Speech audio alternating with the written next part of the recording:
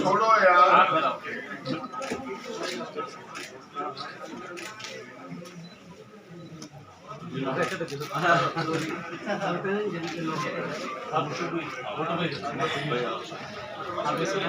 अभी तक कोई सूची जारी नहीं हुई है, इसमें लेकर कार्यकर्ता भी एसएमएस में निकले। जिलाध्यक्षों की आप इस बात को जानते हैं, पार्टी पावर में है। जिलाध्यक्षों की सही टाइम पर, क्योंकि ये ऑल इंडिया कांग्रेस कमेटी तय करेगी, ये मेरे हाथ में नहीं, लेकिन ऑल इंडिया कांग्रेस कमेटी अभी तो बाकी सब काम देख रही है, तो जल्दी जिला कांग्रेस कमेटी और अध्यक्षों को लेकर ऑल इंडिया कांग्रेस कमेटी फैसला करेगी। आगामी चुनाव में इसके लिए क्या कार्य योजना है?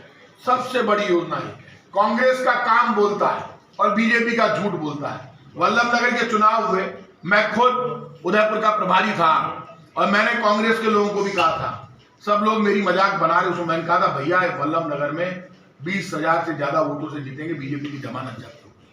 और वल्लभनगर में हम 20,000 से ज्यादा वोटों से जीते, धरियावद में हम जीते, बीजेपी तीसरे नंबर पे आई और अब सरदार शहर भी जीतेंगे।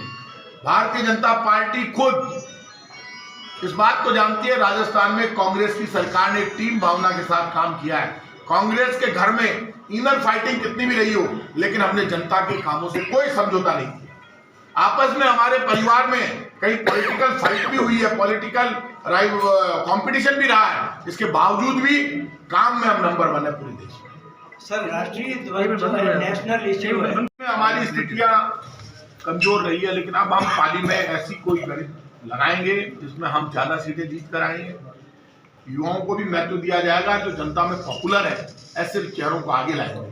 हम ऐसी गलतियां अब नहीं दोहराएंगे पाली में जिससे बीजेपी को जगह मिले। इस बार बीजेपी को ऐसे कैंडिडेट मिलेंगे जिनको जनता पसंद करती है, जिनको जनता आशीर्वाद देती है, जिनको जनता प्यार करती है, जो जनता के बीच में रहते हैं, गरीब के साथ उठते बैठते हैं, खड़ी पर, कॉलेज में, यूनिवर्सिटी में जो बैठकर काम करते हैं युवाओं के साथ, और जो लोगों के दर्द को समझते हैं, जो जाति और धर्म से ऊपर उठकर डेवलपमेंट की बात करते हैं, प्रदेश की और पाली की बात करते हैं, ऐसे नौजवानों को और ऐसे कोई सीनियर भी उनको पाली में मौका दिया। पाली को इस बार अकाल प्रदेश सरकार की ओर से जोधपुर से रोड तक पाइपलाइन लगाने का काम शुरू किया गया था, अभी तक पूरा नहीं हुआ। पाली को लेकर यदि पाइपलाइन का काम बाकी है, इसमें मैं सरकार की तरफ से मैं आपको प्रॉमिस करता हूँ जल्दी उस काम को पूरा कराया जाएगा। यदि कोई कमी है तो पाली के ये जो मेन लोग हैं वो मेरे से आके मिलेंगे, तो जयपुर में मेरे कार्यालय में सब अधिकारियों की मीटिंग बुलाकर पाली की समस्याओं का समाधान करेंगे। जयपुर की योजना भी कागजी दिख रही है, चाहे बीजेपी सरकार हो चाहे कांग्रेस की सरकार हो, अभी तो प्रोजेक्ट मेरी जानकारी में नहीं है। ये दोनों अब जब आएंगे मेरे पास वहाँ पर, तो मैं अधिकारियों को बुलाकर इसको सॉल्यूशन खबरें आती रहती है, तो क्या इसका असर आगामी चुनाव पर पड़ेगा?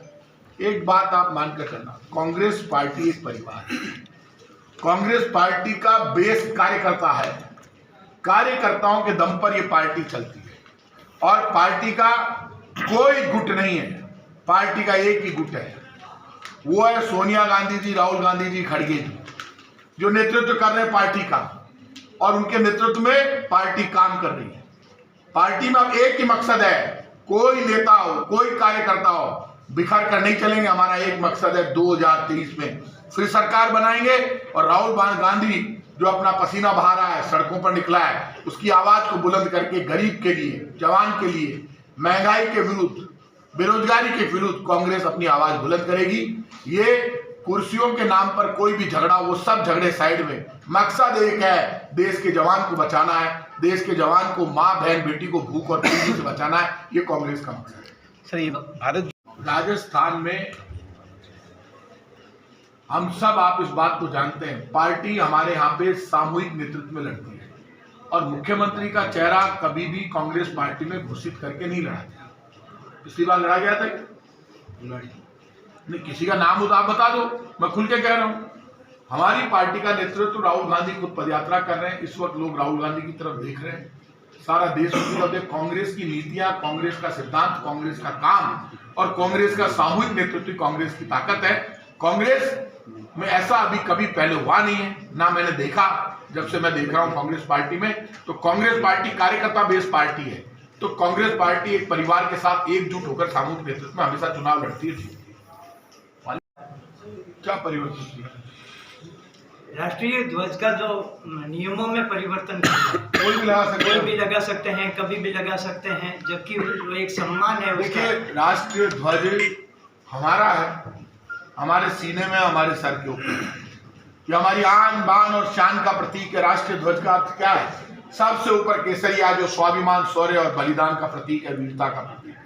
फिर सफेद है जो अहिंसा और शांति का प्रतीक है। फिर हरा है जो हरियाली और विकास का प्रतीक है, और बीच में चक्र हमेशा आगे बढ़ते रहने का संदेश देता है। हमारा तिरंगा पूरे देश को इकट्ठा रखता है एक साथ, और जहाँ तिरंगा होता है वहाँ कांग्रेस की धर्म और संस्कृति होती है।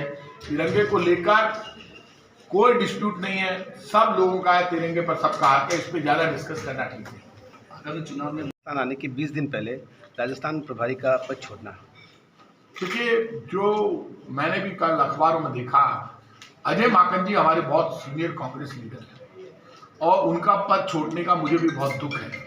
मेरे उनके भी बहुत अच्छे रिश्ते रहे, उन्होंने राजस्थान में कांग्रेस के लिए बहुत काम किया है, और ये हमारे परिवार का मामला है।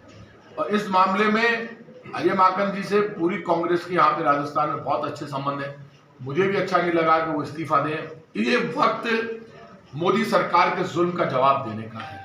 ऐसे में मैं खुद भी जब दिल्ली जाऊंगा, अजय माकन जी से मिलूंगा, और मिलकर उनके मन में कोई भावना है तो उसके लिए हम उनका बहुत सम्मान करते हैं। अजय माकन जी से राजस्थान के किसी भी कांग्रेस कार्यकर्ता का कोई टकराव नहीं है।